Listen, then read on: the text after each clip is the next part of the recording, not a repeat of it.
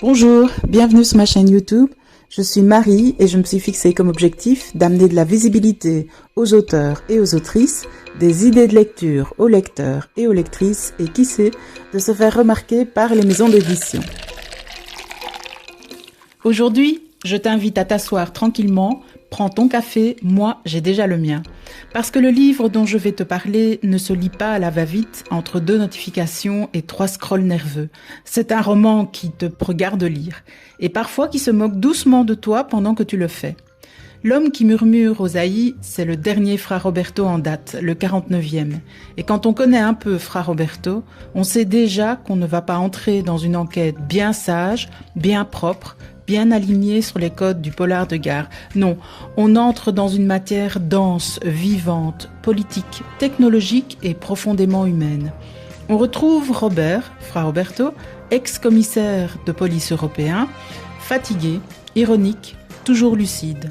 Un homme qui aimerait bien être en vacances, vraiment, mais qui a cette malédiction très particulière, celle de comprendre trop vite que le monde ne le laissera jamais tranquille. Tout s'y poursuit en Sicile, le repos après les déplaisances de l'épisode précédent, la chaleur, les corps, le ralentissement, et Orchidea.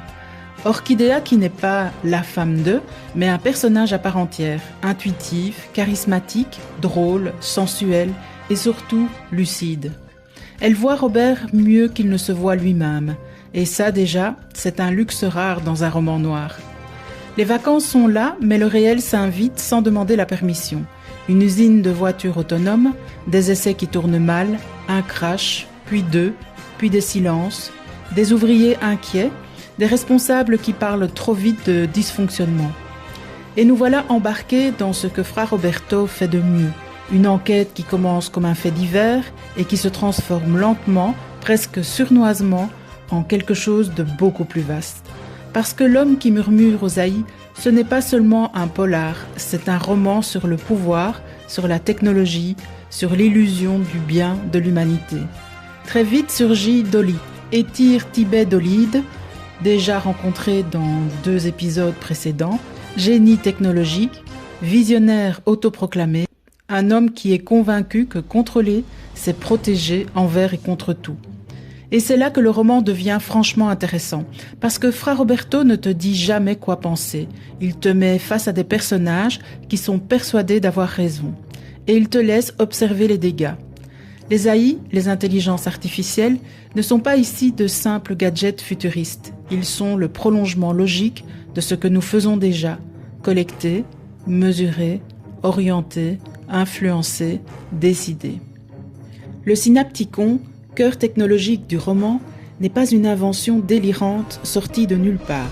C'est une extrapolation crédible, une mise en lumière brutale de ce que nos outils pourraient devenir, quand plus personne ne pose de limites. Et pendant que la technologie avance, les corps, eux, fatiguent. Robert n'est pas un héros invincible, il est vulnérable, physiquement, mentalement. Il vieillit dans un monde qui rêve d'optimisation, d'augmentation, de performance continue. Et ça aussi, c'est un des grands thèmes du livre. Qu'est-ce qu'on fait des humains quand la machine va plus vite qu'eux ? Le roman nous fait voyager. Sicile, Saint-Martin, Liège, Bordellum, ça existe dans le nord de l'Allemagne, Dresde, Budapest. Le Parlement hongrois devient le théâtre d'une scène glaçante, presque irréelle, où l'on comprend que le pouvoir, occulte, le vrai, ne se cache plus vraiment. Il s'organise, il s'assume, il se connecte. Et puis il y a Vance, l'antagoniste plus frontal, plus froid, moins nuancé que Olide, totalement opportuniste.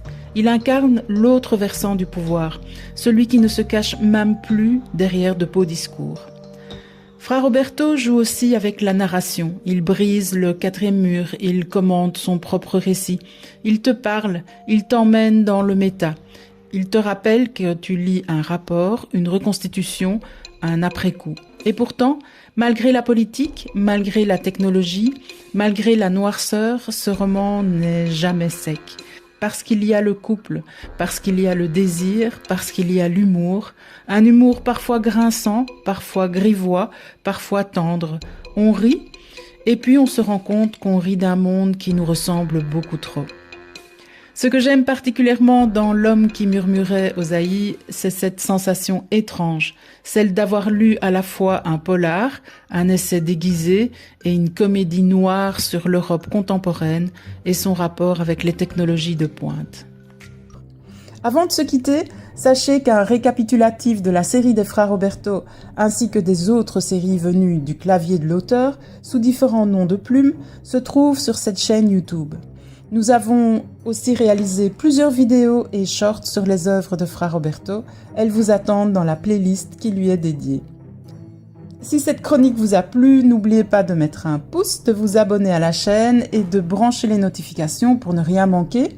Merci d'avoir partagé ce café avec moi. On se retrouve très vite pour de nouvelles aventures littéraires. Au revoir.